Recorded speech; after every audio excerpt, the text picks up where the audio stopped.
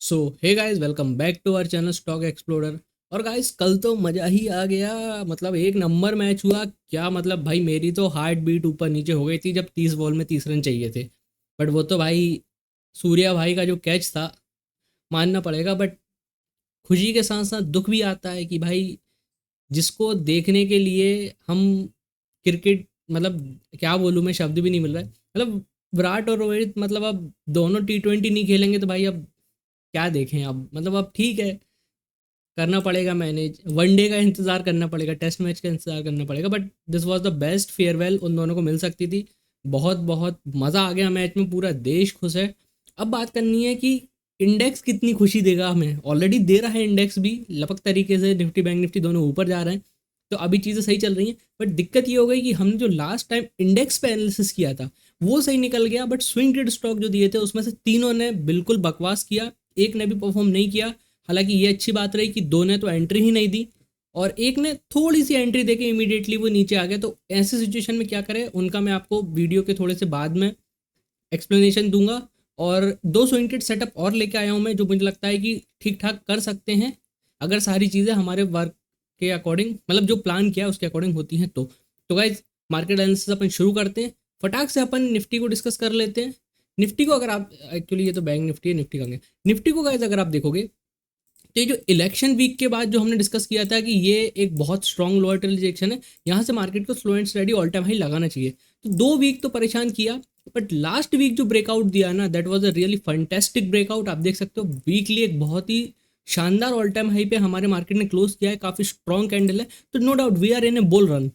और एक strong all time high पे क्लोज किया, बट इसका मतलब ये नहीं है कि पुल बैक्स नहीं आ सकते या करेक्शन नहीं आ सकता। एक स्ट्रॉन्ग से स्ट्रॉन्ग बुल रन में 10% का करेक्शन कभी भी आ सकता है, कोई बड़ी बात नहीं होती है ना। तो अभी बट क्योंकि वीकली स्ट्रॉन्ग क्लोज किया तो ये तो हमें मानना पड़ेगा कि मार्केट यहाँ से अभी और ऑल टाइम हाई मार सकता है।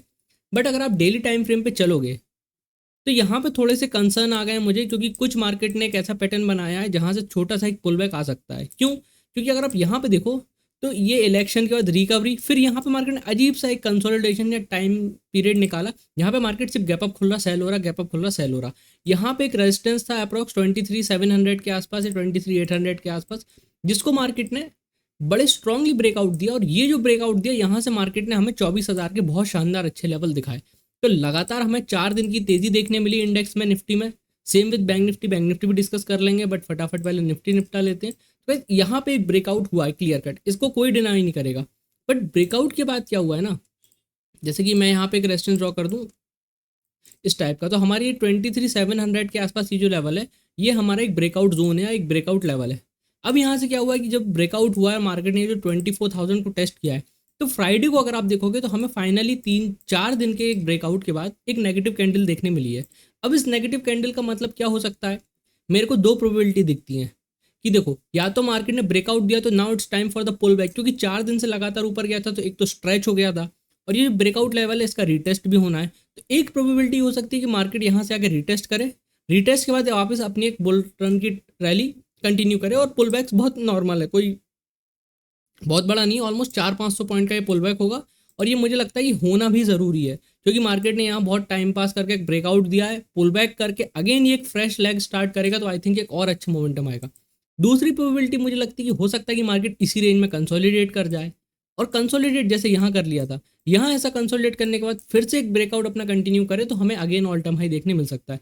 ओवरऑल ट्रेंड अगर आप चाहे डेली पे देखो, वीकली पे देखो, आवरली पे देखो, इनफैक्ट मंथली पे भी देख लो, तो हमें एक बहुत स्ट्रॉन्ग अप ट्रेंड में ही मार्केट चलता हुआ दिख रहा है। कोई बड़े टाइम फ्रेम पे नेगेटिव सिनेरियो नहीं दिखा है। डेली पे छोटा सा एक inverted hammer kind of candle बनी है, थोड़ा सा कंसर्न है, तो थोड़ा सा केयरफुल रहना। हो सकता है अगर इसको फॉलो थ्रू मिलता है सेलिंग का, तो हमारे लिए पहला इंपॉर्टेंट लेवल जो मार्केट सपोर्ट का काम करेगा वो 23,600 से 23,700 के आसपास, ये जो ब्रेकआउट या जो रेजिस्टेंस जोन था, ये सपोर्ट का काम करना चाहिए। तो मेरे लिए ये इंपॉर्टेंट लेवल रहेगा, और मार्केट अगर और ऑल टाइम हाई निकालता है तो फिर तो ऊपर जाना बिल्कुल रेडी है। बट जब तक अभी मार्केट 23,700 के नीचे नहीं आता है, मैं बहुत ज़्यादा चिंता नहीं करूंगा। अगर इसके नीचे क्लोज करने लगता है तो फिर शायद हमें थोड़ी सी चिंता की बात होगी, बट जब ऐसा होगा तो तुम्हारा भाई तुम्हें एनालिसिस बना के दे देगा। Now coming to bank Nifty.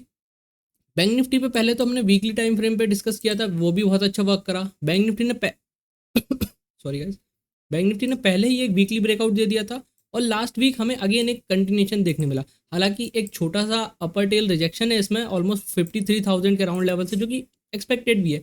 मतलब 50,000 से सीधा यहाँ से 53,000 अगर इंडेक्स चला गया 2 हफ्ते में, 3,000 पॉइंट की रैली एक काफ़ी अच्छा खासा सिग्निफिकेंट मूव होता है, तो थोड़ी सी प्रॉफिट बुकिंग तो बनती है। बट स्टिल वीकली कैंडल भी यहाँ पे हमें एक स्ट्रॉन्ग तब ऑल टाइम हाई पे क्लोज होती हुई दिखी है। बट हमें थोड़ा सा ध्यान ये देना है कि यहाँ पे छोटा सा एक रिजेक्शन आया है ऑल टाइम हाई से या टॉप से, तो मार्केट एक पुल बैक मोड में आ सकता है। अब वो पुल बैक मोड क्या होंगे वो अपन यहाँ समझते हैं। तो देखो, पहले तो ये समझो जो हमने डिस्कस किया था लास्ट वीक या लास्ट टू लास्ट वीक जब एनसे डाला था कि ये हमारी रेंज थी बैंक निफ्टी की। अब इसको देखो, मार्केट ने इतने अच्छे तरीके से जब ब्रेकआउट दिया तो पहला एक मोमेंटम, यहाँ पे एक रेजिस्टेंस बनाया, छोटा सा पुल बैक, फिर एक ब्रेकआउट। अब जैसे कि देखो बैंक निफ्टी ने पहले यहाँ पे एक डोजी बनाया ऑल टाइम हाई पे, मतलब काइंड ऑफ डोजी, बहुत क्लीन तो नहीं बट स्टिल एक डोजी, और हमें इसका नेक्स्ट डे फॉलो थ्रू या सेलिंग देखने मिला। अब सेम हो सकता है कि ऐसे निफ्टी में भी हो कि हमें एक नेगेटिव कैंडल देखने मिली है, मंडे को हमें थोड़ा सा उसका फॉलो थ्रू देखने मिले।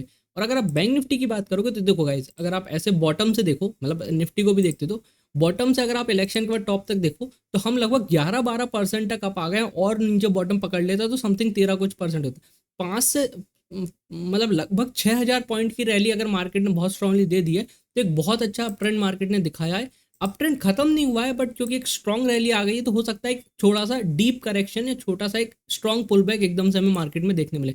हम अभी भी अप ट्रेंड में ही है, बट पुल बैक्स के लिए हमें रेडी रहना है, क्योंकि ऑल टाइम हाई पे एक तो एक डोजी एक नेगेटिव पैटर्न बना, उसका फॉलो थ्रू देखने मिला। अब हो सकता है इसका थोड़ा सा हमें डाउन ट्रेंड का कंटिन्यूशन भी देखने मिले। डाउन ट्रेंड मतलब पुल बैक टाइप का, कि अभी हल्का सा मार्केट नीचे आ सकता है। तो यहाँ पे अगर आप देखोगे तो ये बात तो क्लियर है कि अब मार्केट ने 53,200 के आसपास यहाँ पे रेजिस्टेंस लिया डेली टाइम फ्रेम पे। तो जब तक मार्केट इस लेवल को नहीं निकालेगा, जब तक अब हमें एक फ्रेश ऑल टाइम हाई की उम्मीद नहीं रखनी चाहिए। दूसरी बात, अगर आप सपोर्ट की बात करो तो जैसे कि निफ्टी ने एक रेंज में रेजिस्टेंस लिया था फिर ब्रेकआउट दिया, ऐसे ही बैंक निफ्टी ने भी, अगर आप यहाँ देखो तो यहाँ पे 51,500 के आसपास का ये लेवल निकलेगा, जहाँ पे बैंक निफ्टी ने थोड़ा सा रेजिस्टेंस लिया या पुल बैक लिया ब्रेकआउट के बाद, फिर नेक्स्ट रैली में इसको ब्रेकआउट दिया।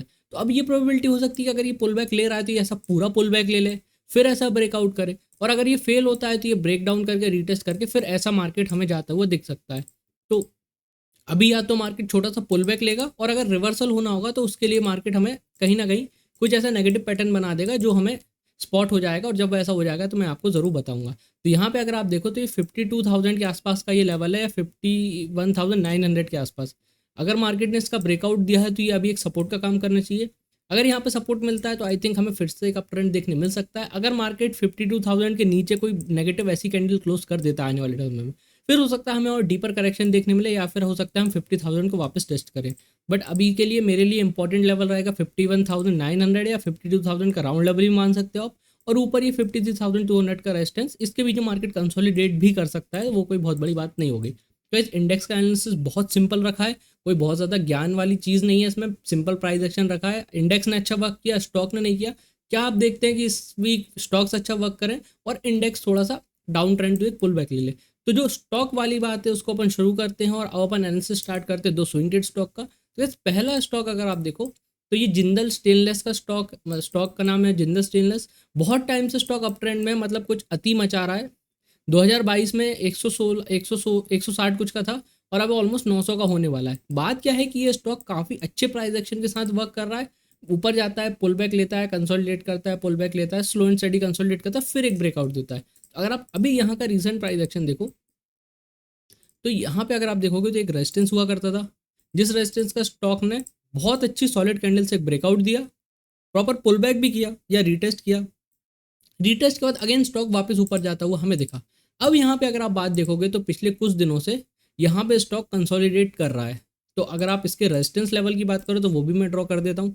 अगर आप डेली टाइम फ्रेम की बात करो तो स्टॉक ने ऑलमोस्ट 825 या 830 के आसपास ये जो रेजिस्टेंस लेवल है, इसके ऊपर एक भी दिन ब्रेकआउट नहीं दिया है डेली टाइम फ्रेम पे। मतलब इंट्राडे में हिट किया, तुरंत नीचे आ गया। और अगर आप नीचे से बात करो तो यहाँ से अगर मैं आपको एक ट्रेंड लाइन ड्रॉ करूँ या डॉट्स कनेक्ट करूँ तो यहाँ पे आप देखोगे काफ़ी अच्छी trend line kind of pattern यहाँ पे बन रहा है, जिससे स्टॉक मल्टीपल टाइम काफ़ी अच्छा सपोर्ट ले रहा है।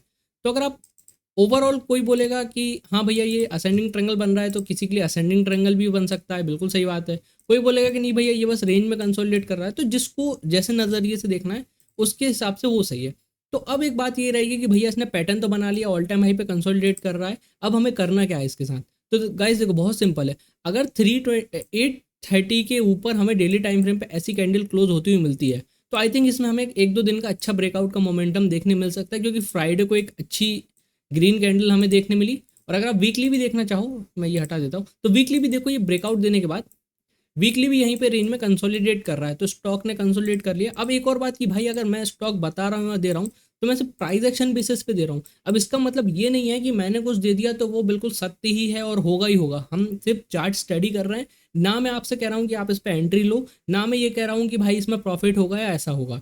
मुझे सेटअप मिला या चार्ट मिला तो मैं जस्ट आपके साथ शेयर कर रहा हूँ। और आप लोग भी अपना एनालिसिस करो एंट्री एग्जिट करने से पहले। मैं एंट्री एग्जिट का नहीं बोल रहा हूँ, मैं फिर से बोलता हूँ, मैं सिर्फ एनालिसिस शेयर कर रहा हूँ। अगर आपको अच्छा लगता है तो आप इसको प्रोसीड करो, आपको अच्छा नहीं लगता है तो आप बढ़िया देखो वीडियो, कोई दिक्कत नहीं है, आप अपने स्टॉक्स फाइंड करने लगो। और अगर आप बात आती एंट्री एग्जिट की, बहुत से लोग कहते हैं कि ऊपर गया फिर नीचे आ गया, तो भाई मैंने पहले भी बताया है, अगर आप किसी भी स्टॉक में कहीं भी एंट्री करते हो, जैसे कि यहाँ वो अगर 3:20 या 3 साढ़े 3 तक ऊपर क्लोजिंग कर दे तो बहुत अच्छी बात है। अगर वो सेम डे में वापस नीचे आने लगे तो आप उसकी हाफ क्वांटिटी तुरंत एग्जिट मार दो, आधी क्वांटिटी से चलने दो विद प्रॉपर एसएल जो आपने इनिशियली डाल रखा है। तो गाइस बहुत सिंपल होता है, बट आपको थोड़ा सा मैनेजमेंट तो आपको ही करना पड़ेगा। आप सोचो कि आपके फ़ोन में घुस के मैं करने लगूँ ये सब, तो गाइस ये होगा नहीं, और थोड़ी सी मेहनत तो आपको करनी पड़ेगी। तो गाइस ये सेटअप है, मैंने बता दिया है किस तरीके से आपको क्या करना है। और आप प्लीज़ अपना एनालिसिस, अपना दिमाग, अपनी थ्योरी लगाओ, अगर आपको सही लगता है तो आप करो। मैं सिर्फ यहाँ चार्ट शेयर कर रहा हूँ,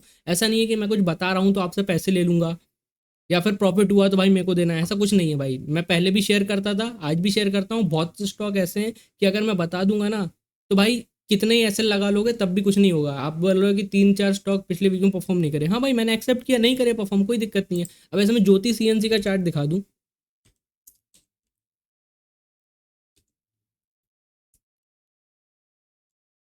ज्योति सीएनसी भी यूट्यूब पे ही दिया था, वीकली दिया था, ये देख लो, यहाँ दिया था पिछले काफ़ी मतलब एक आध महीने पहले। अब देखो वो लगातार तब से ऊपर जा रहा है। तो ऐसा नहीं है भाई, जब कभी कभी स्टॉक बहुत अच्छा परफॉर्म करते हैं, कभी कभी एक दो वीक आता है कि परफॉर्म नहीं भी करते हैं, तो ऐसा हो जाता है। मैं तो नहीं कहता कि भाई मैंने दिया था देखो इतना चला गया और ये ज्वाइन कर लो मेरा टेलीग्राम और ये वो, नहीं भाई, अपन ने एनालिसिस डाला, अपन डिस्कस भी नहीं करते हैं कि भाई उसने कैसा किया नहीं किया। अच्छा किया तो अभी आप लोग का प्रॉफिट हो सकता है, नहीं करेगा परफॉर्म तो भी आपका हो सकता है छोटा मोटा नुकसान हो जाए। बट ये बात फैक्ट है कि यहाँ पे आपको खुद ही करना पड़ेगा, हम सिर्फ एनालिसिस शेयर कर रहे हैं। इससे हमारा कहने का मतलब ये नहीं है कि कुछ दिखा दिया या बता दिया तो तुरंत आप उसको लेने कूद जाओ। अब चलो फालतू बातें साइड हटाते हैं और दूसरी बात आते हैं अपन दूसरे स्टॉक पे। तो मैंने JSL का आपको बता दिया है गाइस, समझा दिया है। 830 के आसपास या 828 या 830 के आसपास डेली टाइम फ्रेम का इंपॉर्टेंट लेवल है। ये टूटेगा तो आप इसके अकॉर्डिंग अपना प्लान कर सकते हो ना। दूसरी बात कि एक सेक्टोरल स्टॉक है जो कि थोड़ा सा न्यूज़ में भी रहेगा और वॉलेटाइल भी रहेगा, तो चाहो तो भाई इसको हाथ मत लगाना। और हो सकता है कि ये पहले स्टॉक एसएल दे फिर ऊपर चला जाए, क्योंकि काफ़ी सारे लोग इस पर नज़र बनाए रखे होंगे, काफ़ी सारे न्यूज़ में इसकी चर्चा होगी। स्टॉक का नाम है RVNL, रेलवे का स्टॉक है, बजट आ रहा है तो काफ़ी ज़्यादा एंटिसिपेशन रहती है और दुनिया भर की खबरें आती रहती हैं। अब इसमें क्या हुआ है अगर आप देखोगे, वैसे तो बहुत स्ट्रॉन्ग रैली में था बट अचानक से गैप अप खुलता है और एक यहाँ से बड़ा सेल आता है। इतना बड़ा सेल आने के बाद भी स्ट्रांगली स्टॉक लोअर टेल से एक रिजेक्शन देता है 300 के लेवल के आसपास से, और अगेन अपना एक छोटा सा अप ट्रेंडिंग मूव चालू करता है, कंसोलिडेट करता है, फिर एक अप ट्रेंडिंग मूव देता है और यहाँ पे अगेन अब ये कंसोलिडेट करने लगता है। तो वैसे तो स्टॉक बहुत अच्छे अप ट्रेंड में है, बट यहाँ पे ध्यान देने वाली बात यह है कि ये जो इसका 525 का लेवल है ये एक रेजिस्टेंस का काम कर रहा है। यहाँ पे भी गैप अप खुला था तो यहाँ इसने रेजिस्टेंस लिया, पुल बैक लिया और अगेन अभी वापस अपने रेजिस्टेंस पर पहुंच चुका है और यहाँ पे ये अगेन पिछले 4-5 दिन से कंसोलिडेट कर रहा है। अब क्योंकि बजट रिलेटेड चीज़ है ये, अगर कोई भी अच्छी न्यूज़ आएगी तो एकदम से, या जैसे कि क्या होता है कि बहुत सारे लोगों को बहुत सारी इन्फॉर्मेशन पता रहती है जो इन स्टॉक्स में इन्वेस्टमेंट करते हैं, बड़ा बाय सेल करते हैं, बड़े बड़े इंस्टीट्यूशन हो गए। अब मैं तो स्टॉक चला नहीं रहा हूँ कि भाई मैंने बता दिया और फिर अगले दिन से वो फटना चालू कर जाए, इतनी तो अपनी है नहीं ना, कभी अपनी ऐसी है कोई लाइन। तो भाई देखो सीधी बात है, एनालिसिस है, सही हुआ तो भी अच्छी बात है, गलत हुआ तो भी अच्छी बात है। मार्केट में ये तो होगा ही कभी ना कभी, कभी सही हो गए कभी गलत हो गए, इसमें कोई बुरी मानने वाली बात नहीं है। बट बात ये है कि अगर इसने सेटअप बनाया है तो सेटअप को आप कितने केयरफुली ट्रेड करते हो। अब इसने यहाँ पे एक रेजिस्टेंस बना लिया है, यहाँ पे रेंज कंसोलिडेशन है, तो एक हाई प्रोबेबिलिटी होती है कि यहाँ से कि ब्रेकआउट दे ऊपर। अगर ब्रेकआउट मिलता है यहाँ पे आपको 425 के लेवल का, तो तो यहाँ पे आप आसानी से इसका ब्रेकआउट अपने अकॉर्डिंग आप ट्रेड कर सकते हो। एसएल आपको पता ही है इस स्विंग के नीचे रखना है, फिर जब स्टॉक थोड़ा सा ऊपर चला जाए तो एसएल ट्रेल करके ऊपर ले आना है। तो सिंपल है, बस आपको एग्जीक्यूशन अपने हिसाब से प्लान करना पड़ेगा। तो सेटअप में बस ये है कि थोड़ा सा न्यूज़ है, ये स्टॉक हो सकता है कि पहले एसएल दे फिर ऊपर जाए, एक हाई प्रोबेबिलिटी ऐसी होती है क्योंकि इन्फो न्यूज़ वगैरह काफ़ी रहेगी इसमें। बट स्टॉक ने अपने ऑल टाइम हाई पे एक लेवल को टेस्ट किया पहले एक बार, और अब अगेन कंसोलिडेट करके ये यहाँ पे बैठा है। तो अगर ये कंसोलिडेशन का ब्रेकआउट मिलता है तो हमें काफ़ी अच्छा अप ट्रेंडिंग मूव इस स्टॉक में भी देखने मिल सकता है। तो बस आई होप आपको ये simple swing trade plus market analysis अच्छा लगा हो। और गाइस वीडियो के एंड में और डिस्क्रिप्शन में मैं बेसिक स्विंग ट्रेड की सीरीज़ की भी लिंक डाल दूंगा। तो जिनको बिल्कुल बेसिक से स्विंग सीखना है उसकी सीरीज़ यूट्यूब पे भी चलेगी, इंस्टाग्राम पे भी चलेगी। इंस्टाग्राम पे आपको ज़्यादा वीडियोस रेगुलरली देखने मिलेंगी। यूट्यूब पे आपको हो सकता है कि संडे को एक डेफिनेटली वीडियो देखने मिलेगी ही, सैटरडे को आपको एक वीडियो देखने मिलेगी ही मिलेगी। पार्ट सीरीज चलेगी पूरी, तो पार्ट 1 डल चुका है, अगले सैटरडे को उसका पार्ट 2 डलेगा। और अगर टाइम मिला और सारी चीज़ सही रही तो हो सकता है कि बीच बीच में वीडियो एक आध और आती रहे। तो गैस आई होप आपको ये सिंपल एनालिसिस अच्छा लगा हो। गैस लाइक कर दो वीडियो को, कमेंट कर दो और शेयर कर दो उन लोगों के साथ जिनको आपको लगता है कि मार्केट एनालिसिस और इस स्विंग ट्रेड स्टॉक चाहिए, और वो ये इस एनालिसिस को देख के कुछ ना कुछ बेनिफिट कर सकते हैं। प्रॉफिट लॉस की तो अपन बात ही नहीं कर रहे हैं, कुछ अगर सीखने भी मिल रहा है ना, 2 शब्द की या 1 लाइन का भी, तो उनके साथ ज़रूर शेयर कर देना। और guys thank you so much for your support. मिलेंगे एक नेक्स्ट वीडियो में, अभी के लिए इतना ही, थैंक यू।